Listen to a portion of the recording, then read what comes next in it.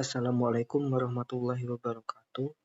Halo semuanya, kembali lagi kita akan bahas prediksi OSN tingkat kota untuk bidang geografi. Sekarang kita masuk ke geografi pembangunan nomor 61 sampai 65. Oke, ini nomor 61. Apa dampak dari migrasi internal terhadap ketimpangan spasial di negara berkembang? Oke, jadi di sini kita akan membahas terkait dengan migrasi internal terhadap ketimpangan spasial di negara berkembang. Jadi migrasi internal itu khususnya perpindahan penduduk dari pedesaan perkotaan itu sebuah fenomena yang memang saat ini terjadi di negara yang berkembang atau umum, familiar, gitu. Nah, hal ini itu didorong oleh berbagai faktor. Jadi migrasi internal itu didorong oleh berbagai faktor, misalkan pencarian peluang kerja yang lebih baik, kemudian akses terhadap layanan dan kesehatan di perkotaan itu lebih maju, dan harapan untuk meningkatkan taraf hidup. Nah, namun di sini ada tapinya, migrasi internal itu seringkali menciptakan sebuah ketimpangan spasial. Jadi di sini ketimpangan spasial itu sebuah perbedaan yang signifikan atau perbedaan yang mencolok antara wilayah dalam hal pembangunan. Jadi misalkan ada wilayah A dan wilayah B. Pembangunannya wilayah A itu jauh lebih maju dari wilayah B. Nah, itu yang disebut dengan ketimpangan spasial. Jadi dalam hal pembangunan, kepadatan penduduk dan juga akses terhadap infrastruktur. Pembangunan, kemudian kepadatan penduduk, dan akses terhadap infrastruktur. Nah, kayak gitu. Nah, ketimpangan spasial ini terjadi ketika sumber daya dan aktivitas ekonomi itu terkonsentrasi di kota-kota besar. Sehingga di sini akan meninggalkan daerah pedesaan dalam kondisi yang semakin tertinggal dari perkotaan. Nah, negara berkembang ini menghadapi tantangan ini karena migrasi internal atau perpindahan penduduk itu seringkali memperburuk ketimpangan antara wilayah perkotaan dan pedesaan. Jadi ketimpangannya itu makin buruk atau makin senjang. Sehingga di sini akan membentuk urbanisasi yang tidak terkontrol dan akan meninggalkan kekosongan di daerah asal migran. Nah, kalau kita bahas di sini, misalkan contohnya di banyak negara berkembang ya, misal di Asia, di Afrika, dan Amerika Latin, di negara-negara berkembang di daerah itu saat ini menghadapi ketimpangan ini. Jadi wilayah pedesaan itu tetap terperangkap dalam lingkaran kemiskinan, sementara kota-kota besar ini menjadi magnet tenaga kerja dan modal. Jadi untuk mengurangi ketimpangan spasial, jadi pemerintah ini perlu mengembangkan kebijakan yang mendorong pemerataan pembangunan. Misalkan investasi di pedesaan, kemudian peningkatan akses terhadap pendidikan, dan penciptaan lapangan kerja secara merata. Nah, kalau kita lihat di sini dampak dari migrasi internal yang seperti yang aku jelasin tadi, di sini jawaban yang paling tepat adalah yang B. Jadi terjadinya konsentrasi penduduk dan aktivitas ekonomi di kota besar sehingga akan meninggalkan daerah pedesaan yang semakin tertinggal. Oke, lanjut ke soal nomor 62. Bagaimana pertumbuhan kota besar di negara maju berbeda dengan negara berkembang? Nah, oke, jadi pertumbuhan kota besar, jadi pertumbuhan kota besar di sini itu menunjukkan sebuah dinamika, baik itu dinamika sosial, ekonomi, maupun politiknya. Nah, di negara maju, kota besar itu tumbuh melalui proses yang lebih terencana dan juga stabil. Fokusnya pada modernisasi infrastruktur, kemudian pengelolaan lingkungan dan kualitas hidup penduduk. Nah, itu kalau di kota maju. Tapi di negara berkembang, pertumbuhan kota besar itu seringkali bersifat yang namanya eksplosif. Eksplosif akibat apa? Akibat urbanisasi yang cepat dan dipicu oleh migrasi penduduk. Nah, tapi pertumbuhan ini sering tidak disertai dengan perencanaan yang matang. Bedanya di situ. Kalau negara maju, Pertumbuhan kota besar itu lebih ke modernisasi dan peningkatan kualitas hidup. Tapi kalau di negara berkembang, seringkali pertumbuhannya itu tidak diiringi dengan perencanaan yang matang. Sehingga di sini akan muncul berbagai masalah, misalkan pemukiman kumuh, kemacetan, maupun kerusakan lingkungan. Nah, jadi memang pertumbuhan kota besar di negara maju ya, itu cenderung stabil. Kenapa? Karena mayoritas penduduknya itu telah lama bermukim di kawasan perkotaan. Jadi peningkatan infrastruktur dan teknologi ini menjadi sebuah prioritas untuk mendukung keberlanjutan kota. Termasuk apa? Termasuk sistem transportasi modern, energi terbarukan, dan misal tata kelola limbah yang efisien.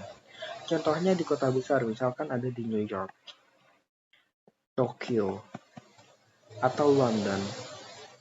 Nah, pertumbuhan di kota-kota ini itu lebih terkendali. Karena apa? Karena adanya kebijakan zonasi dan pengelolaan lingkungan yang ketat.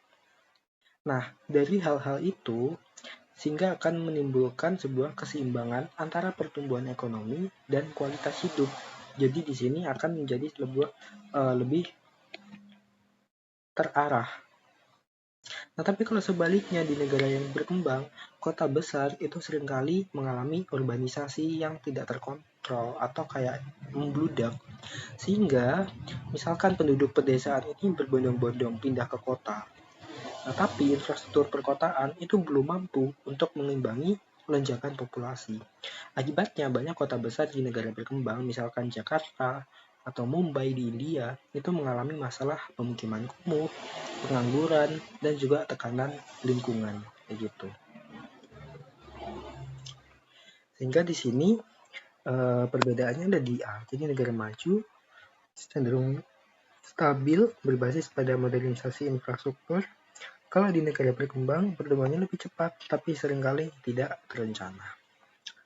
Oke, lanjut. Dalam konteks pembangunan berkelanjutan, bagaimana megaproyek dapat menekan dampak lingkungan negatif? Oke, jadi di sini pembangunan berkelanjutan ini menekankan keseimbangan antara pertumbuhan ekonomi, keberlanjutan lingkungan, dan kesejahteraan sosial. Nah, kalau dalam konteks pembangunan berkelanjutan, megaproyek seperti pembangunan infrastruktur besar, misalkan zona industri atau kawasan urban baru, ini memiliki potensi dampak besar terhadap lingkungan. Nah, oleh karena itu, pengelolaannya harus bijaksana. Jadi pengelolaan yang bijaksana ini menjadi sebuah hal yang penting ya untuk memastikan bahwa megaproyek itu tidak hanya menghasilkan keuntungan ekonomi saja, tetapi juga menjaga ekosistem dan kualitas hidup masyarakatnya. Sehingga di sini harus ada pendekatan berbasis eksploitasi berkelanjutan dan analisis dampak lingkungan yang cukup mendalam.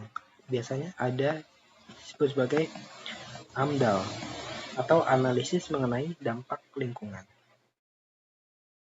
Kayak gitu.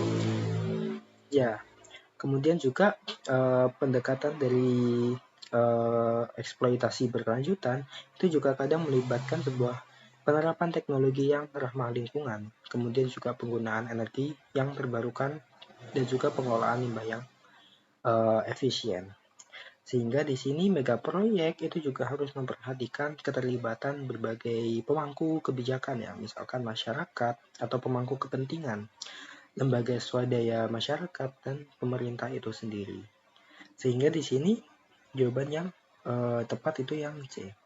Nah, jadi pendekatan ini sejalan dengan prinsip pembangunan berkelanjutan. Jadi eksploitasi berkelanjutan ini memastikan pemanfaatan sumber daya itu tanpa merusak ekosistem. Sementara analisis dampak lingkungan itu membantu untuk merancang strategi mitigasi untuk menekan dampak negatifnya.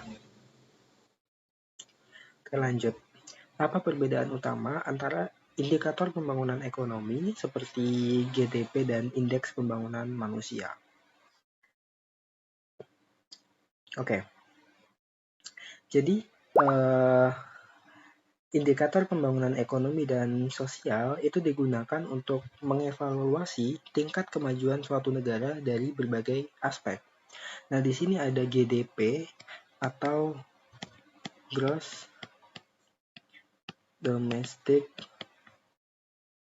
product. Jadi gross domestic product itu sebuah indikator yang mengukur nilai total output barang dan jasa yang dihasilkan oleh suatu negara dalam periode tertentu.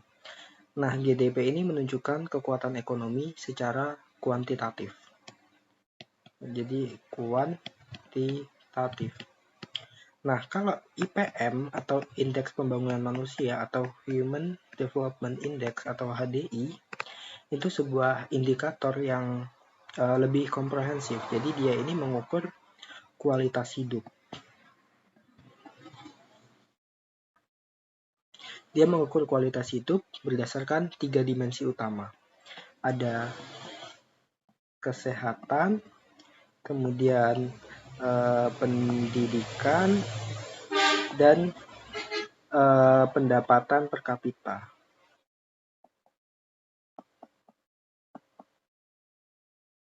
Nah, jadi kedua indikator ini memang memberikan sebuah perspektif berbeda tentang kesejahteraan dan pembangunan suatu negara. Oke. Lanjut ke soal nomor 65. Seorang pekerja dari desa memutuskan untuk pindah ke kota besar dengan harapan mendapatkan pekerjaan yang lebih baik. Namun kenyataannya, ia harus bekerja di sektor informal dengan pendapatan rendah. Bagaimana fenomena ini mencerminkan pola migrasi dan tantangan ketenaga kerjaan di negara berkembang? Oke.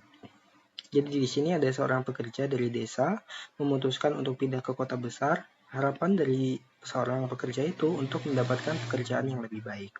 Namun kenyataannya ia harus bekerja di sektor informal dengan pendapatan yang rendah. Nah, jadi bagaimana fenomena ini mencerminkan pola migrasi dan tantangan ketenaga kerjaan di negara berkembang? Nah, jadi memang fenomena migrasi ini menunjukkan bagaimana ekspektasi pekerja itu sering tidak sejalan dengan realitas di kota besar. Jadi migrasi ke kota itu biasanya kan didorong oleh janji peluang ekonomi yang lebih baik ya. Tapi keterbatasan pendidikan dan keterampilan pekerja dari desa itu kadang membuat mereka itu sulit bersaing di sektor formal. Akibatnya apa? Akibatnya banyak dari mereka yang beralih ke sektor informal yang lebih mudah diakses tetapi tidak stabil gitu. Nah, juga urbanisasi yang pesat itu juga memberikan sebuah tekanan pada infrastruktur kota, misalkan pada perumahan, transportasi, dan fasilitas kesehatan. Nah, kota besar di negara berkembang itu sering menghadapi sebuah masalah ya. Ya, kita tahu bahwa banyak pemukiman kumuh, di mana para pekerja sektor informal itu tinggal dalam kondisi yang tidak layak. Nah, tentunya hal ini akan membentuk sebuah lingkaran kemiskinan yang sulit dipecahkan. Karena apa? Karena pendapatan rendah itu juga akan membatasi akses mereka ke pendidikan dan kesehatan. Dampaknya akan memperburuk sebuah ketimpangan sosial dan ekonomi kan akhirnya.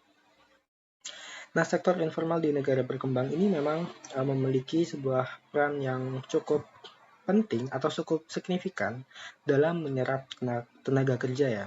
Tapi ketidakstabilan dari sektor ini menjadi sebuah tantangan yang besar sekali.